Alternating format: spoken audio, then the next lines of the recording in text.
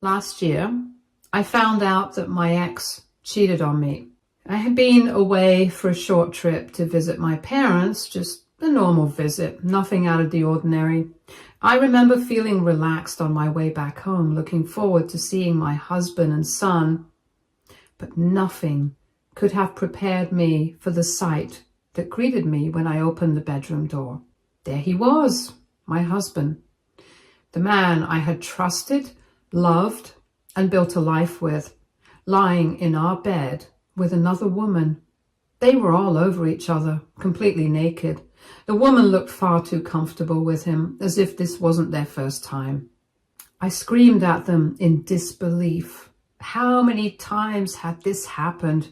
How many nights had he brought her into our space, into our bed? How long had I been oblivious while they carried on behind my back? My stomach churned with disgust, anger, and deep, gut-wrenching betrayal.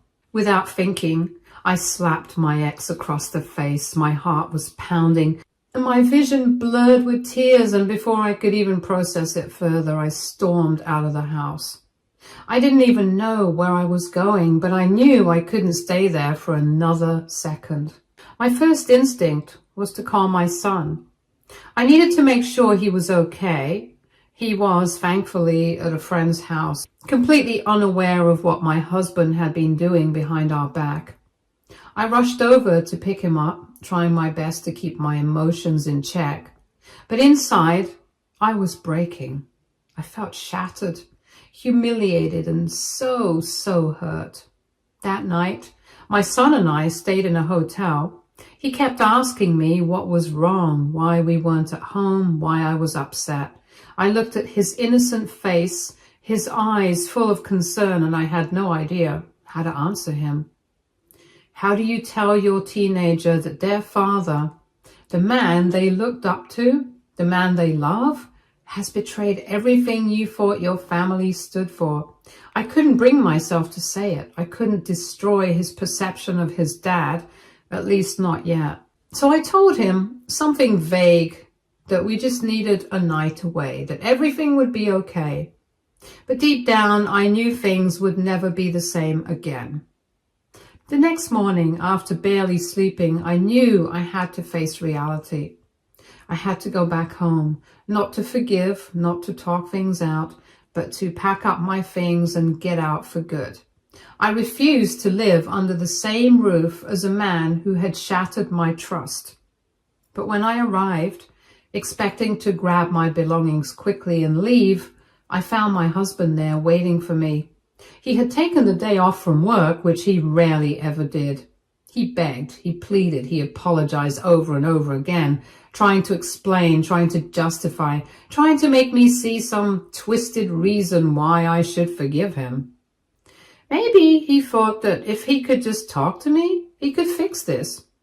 But I stood my ground. His words felt hollow, his apologies meaningless. No excuse could undo the betrayal. No amount of groveling could erase the image burned into my mind from the night before. I stood firm and told him that I was done. I would not take him back. I would not pretend that things could go back to normal. To his credit, at least he had enough shame left to offer to move out instead of forcing my son and me to find somewhere else to live. Maybe it was guilt. Maybe it was just an attempt to make himself feel like less of a monster. Either way, I accepted. If nothing else, my son deserved to stay in the home he knew without having to uproot his entire life because of his father's selfishness. What followed was a nasty divorce. I hated my ex with every fiber of my being, and I wanted him to feel even a fraction of the pain he had caused me. There were times I wanted to lash out, to make him suffer, but as much as I despised him, there was one thing that mattered more than my hatred: my son. For his sake, I did my best to keep things civil between us.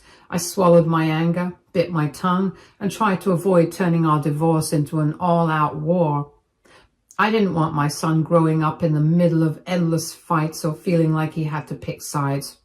It wasn't easy though. Every interaction with my ex felt like rubbing salt in an open wound. But at least one good thing came out of it. I got a solid alimony settlement. With that money, I moved into a new place, a space that was mine, free from the ghosts of my past. I couldn't bear to stay in the same house where my marriage had fallen apart, where I had discovered my ex's betrayal. I took my son with me, since I had primary custody. It was a step towards a fresh start. At first, my son was furious with his father. He felt betrayed. His father had broken our family apart, and he knew it. He wanted nothing to do with him, and honestly, I understood. But no matter how much I despised my ex, I didn't want my son to grow up carrying that bitterness. I encouraged him to forgive, not for my ex's sake, but for his own peace of mind.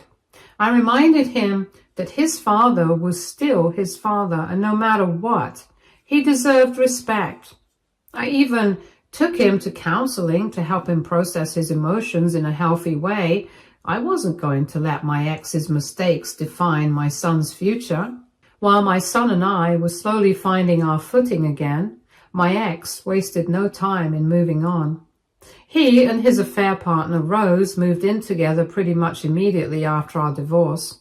And if that wasn't enough, he started flaunting their new relationship everywhere. Suddenly, the man who had always been private, who barely even used social media, was posting pictures of himself and Rose as if they were some fairy tale couple.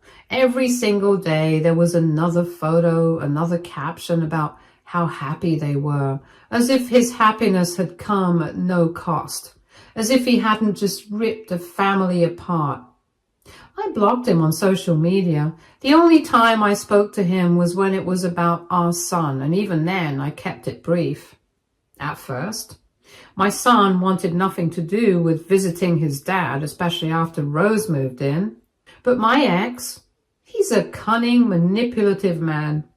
He knows how to twist things in his favor, and slowly he started working on my son, breaking down his anger bit by bit. And just like that, the game had begun. He knew that if he wanted to win our son over, he couldn't just ask for forgiveness. He had to buy it. And that's exactly what he did. During this time, he would shower our son with expensive gifts, things I could never afford to buy him on my own. Sneakers, the latest gadgets, gaming consoles, designer clothes, whatever my son showed the slightest interest in. My ex made sure he got it. But it didn't stop there. He started taking him on lavish vacations, just the three of them. My ex, Rose, and my son. Trips to tropical beaches, amusement parks, ski resorts, places that were meant to be about creating lifelong memories. Places I once imagined we'd go as a family. At first, my son resisted. He was still angry, still hurt, still had his guard up. But little by little, the resentment started to fade. Who wouldn't enjoy first-class vacations and expensive gifts? It was fun, it was thrilling, and eventually the past seemed to matter less and less to him. And over time, he stopped hating visiting his dad. In fact, he started looking forward to it. This year, my son graduated from high school. It was a huge moment for both of us. I had raised him, supported him, sacrificed for him. And now here he was, a young man standing on the edge of his future. I was so proud of him. Of course, both my ex and I were there for the ceremony. I knew he would be, and of course he brought her. I won't lie. Seeing Rose there irritated me. It wasn't just that she was present, it was how she acted. She was overly excited, clapping the loudest, beaming, as if she had been the one who had spent 18 years raising him. As if she had been there through the sleepless nights, the school projects, the scraped knees, the teenage struggles. I just held my tongue. I wanted to be civil for my son's sake. After the ceremony, I wanted a picture with my son, a simple mother-son moment to capture this milestone.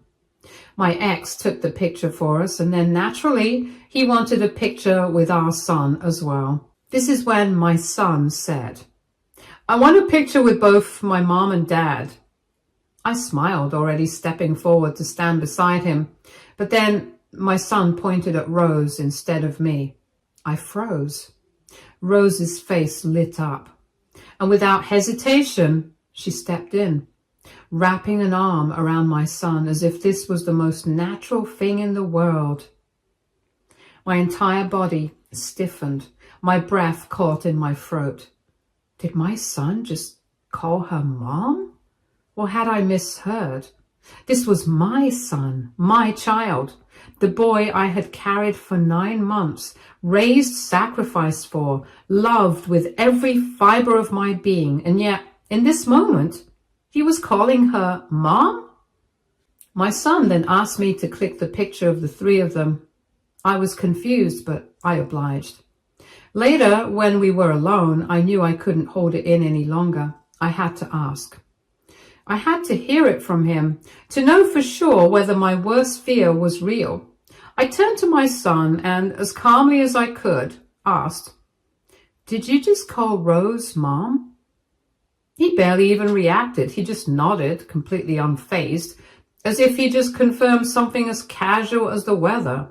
"Yeah," he said nonchalantly. "I like her. She's sort of become my mom."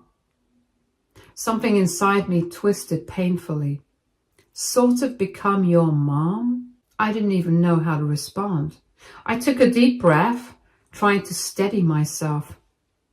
"Why can't you just call her Rose?" I asked carefully, hoping, begging for an answer that would make this feel less like a knife in my chest.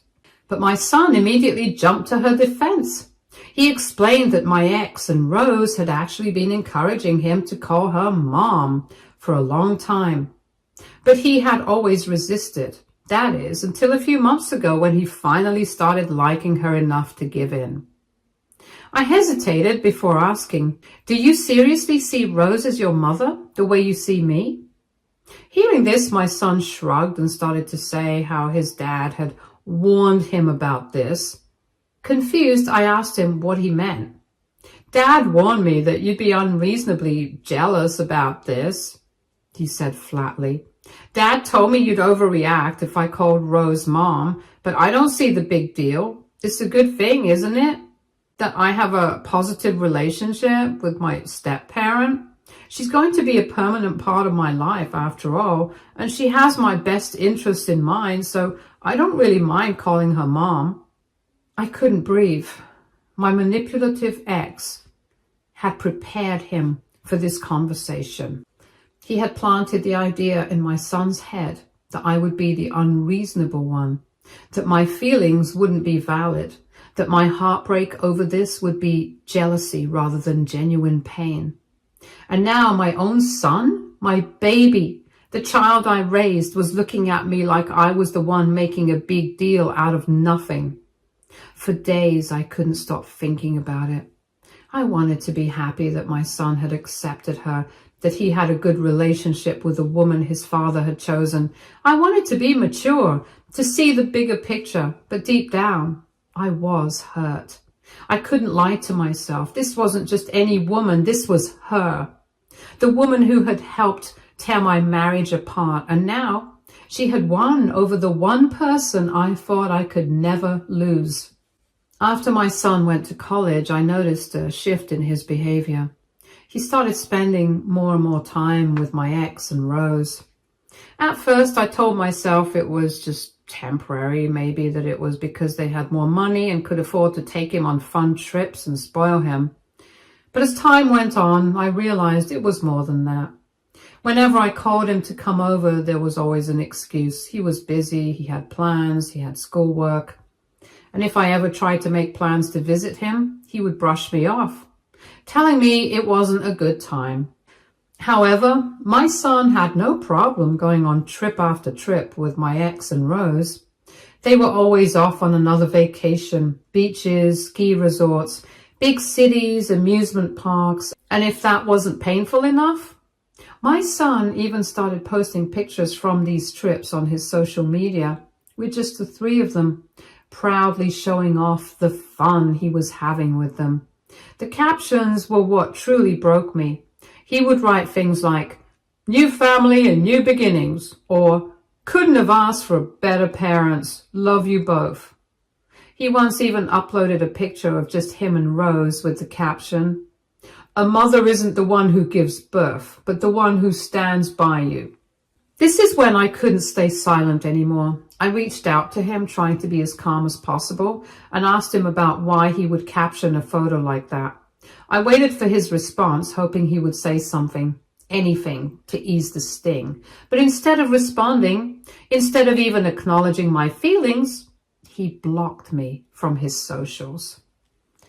After seeing all this, I decided to take a step back and take some space from my son. Not out of anger, not to punish him, but because I finally realized that I couldn't force him to want me in his life. I mean, this is his life. And if he was really that happy with just his dad and Rose, then I didn't want to stand in his way. My son didn't seem to mind. He continued to bond with his new family while ignoring me. As time went on, he continued to bond with my ex and Rose while completely shutting me out.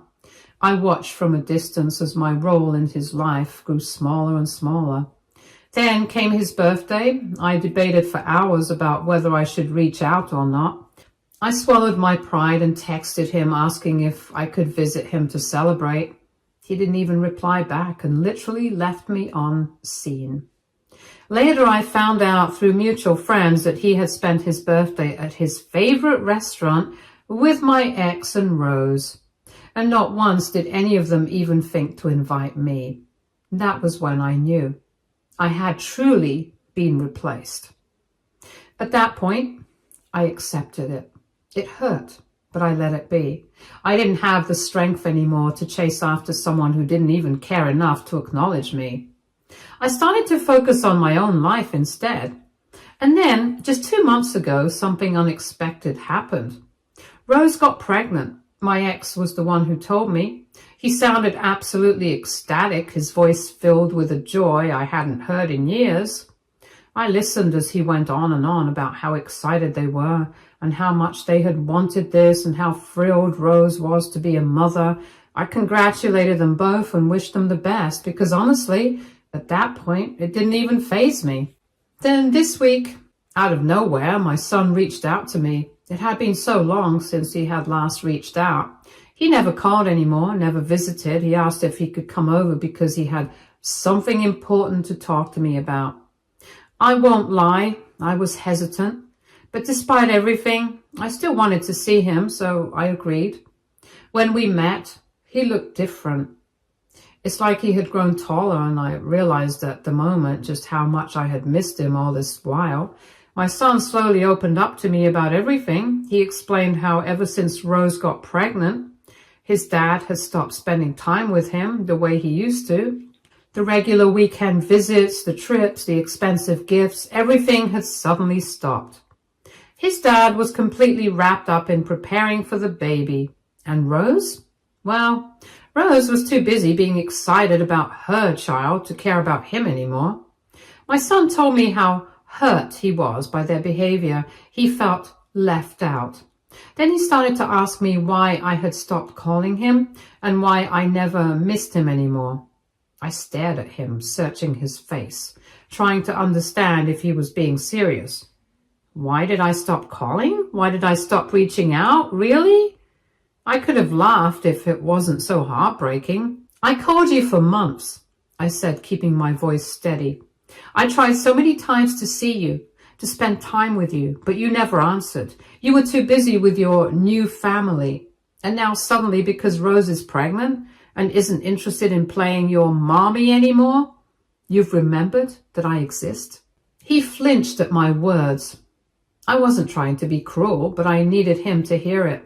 I needed him to understand what he had done to me, how deeply he had hurt me. Because now that he was the one feeling abandoned, now that he was the one being pushed aside, suddenly he wanted to come running back to me. But where was this concern when I was the one left behind?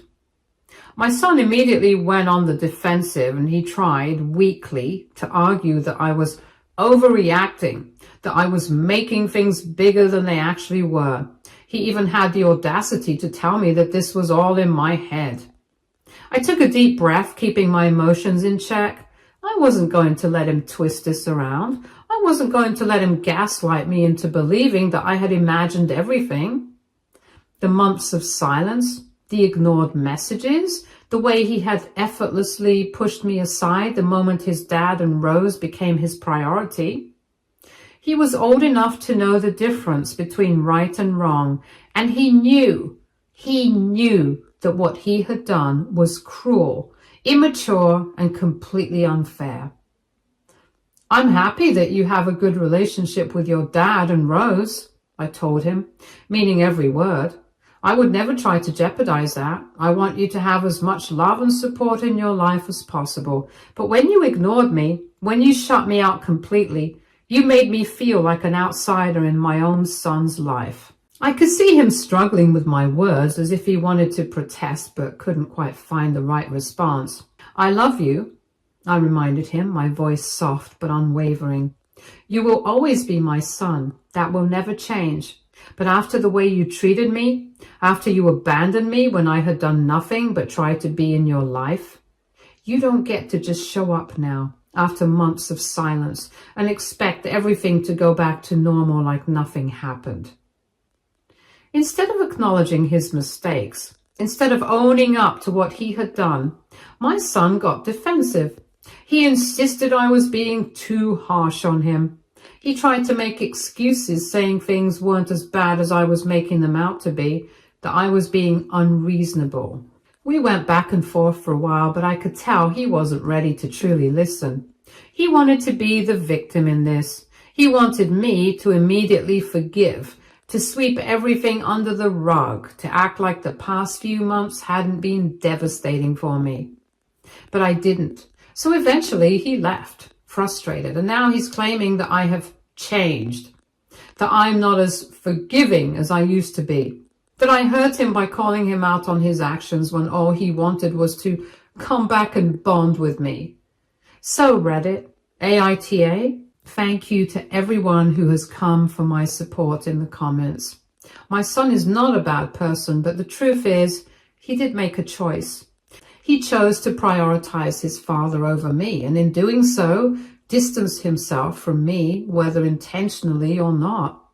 For those wondering if I was a strict parent who may have pushed my son away, the answer is absolutely not.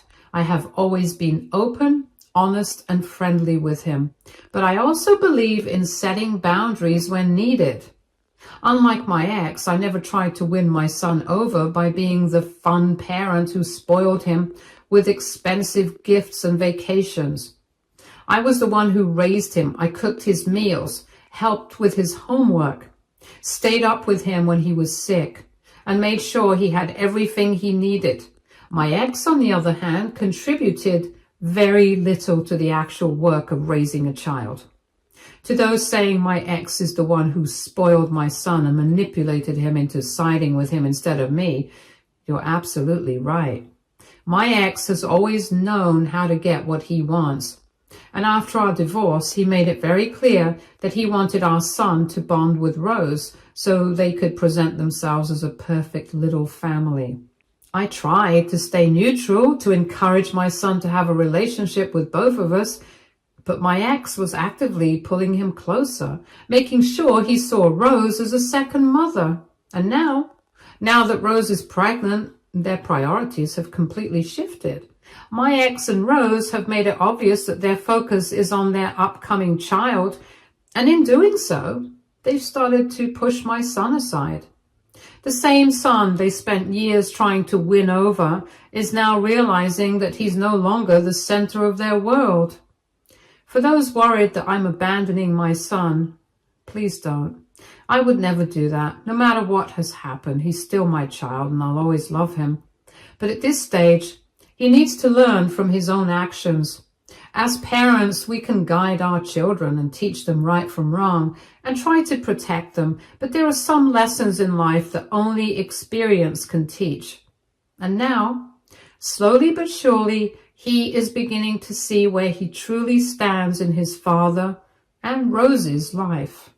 Update 2. After thinking everything over, I finally sent this long text to my son. Hey, I love you. I will never stop being your mother. I accept that you wanted to have a relationship with Dad and Rose. I have never tried to get in the way of that, but what I don't accept is how you completely shut me out, only to come back now that you're feeling left out by them. It hurts that it took you being cast aside for you to remember me. I want you to really think about this. Would you be reaching out to me right now if Dad and Rose had still been giving you all of their attention? If they hadn't gotten pregnant? If they were still taking you on trips and making you feel special? Would you have even thought about me?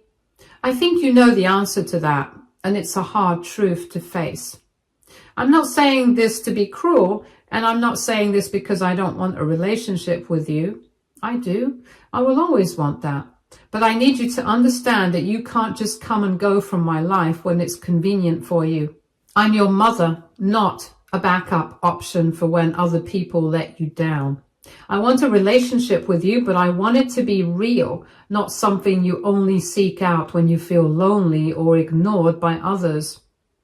Take some time to really think about what I'm saying. Update 3. My son has finally apologized to me. It took him a week. But this morning he called and told me he had been thinking a lot about everything. He admitted that he had been wrong to shut me out for so many months and that he now realizes how unfair he was to me. Hearing those words brought me a sense of relief I didn't even realize I had been holding out for. He promised that moving forward, he would prioritize both me and his father, making sure to never choose one of us over the other again. That meant a lot to me. Not just the words, but the fact that he took the time to reflect and acknowledge his mistakes. I know things won't magically fix themselves overnight, but I'm just happy to see him growing, becoming more mature and understanding. That's all I ever wanted for him, to learn, to take responsibility and to be better. And now, for the first time in a long time, I feel like we're finally moving in the right direction. Update 4. It's been 8 months since my last update, and I figured now would be a good time to share what's been happening, especially since something very interesting just unfolded. So, remember Rose, the woman my ex-husband cheated on me with? The one he left everything behind for? The one he worked so hard to make a part of my son's life?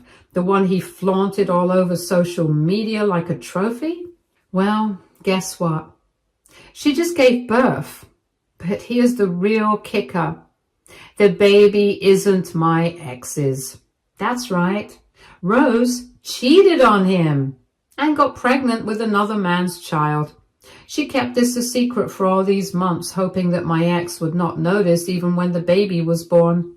However, he did notice and eventually got a paternity test behind her back done, which proved his suspicions right. Ever since then, he has been devastated. He has told my son that he's going to be filing for divorce as he wants nothing to do with Rose and her child anymore. I won't lie, for the first time in a long time, I sort of feel avenged. The man who shattered our marriage, who betrayed my trust, who replaced me with someone he thought was better, has finally found out that she was just as unfaithful as he was. The same woman he built his perfect little family with has now turned around and done exactly what he once did to me. If Karma were a person, she'd be laughing her off right now. But wait, it gets even better. My ex, who always prided himself on being so smart and calculated with money, never signed a prenup with his beloved Rose, meaning she's definitely getting a cut of his fortune in the divorce. This man has no choice but to begrudgingly watch her walk away with a nice chunk of his wealth. The poetic justice of it all is almost too good to be true. I'm not saying I'm celebrating his pain, but let's just say I'm not exactly sympathetic either. He made his choices and now he has to live with the consequences. It's just funny how life works sometimes. Anyways, my son and I are doing fine. He makes an effort to spend time with me whenever he can, and I truly appreciate that. It's not always easy with his busy schedule, but he always finds a way to call, visit, or even just check in with a quick text. It's a huge improvement from where we were before, and I can finally feel our bond getting stronger again.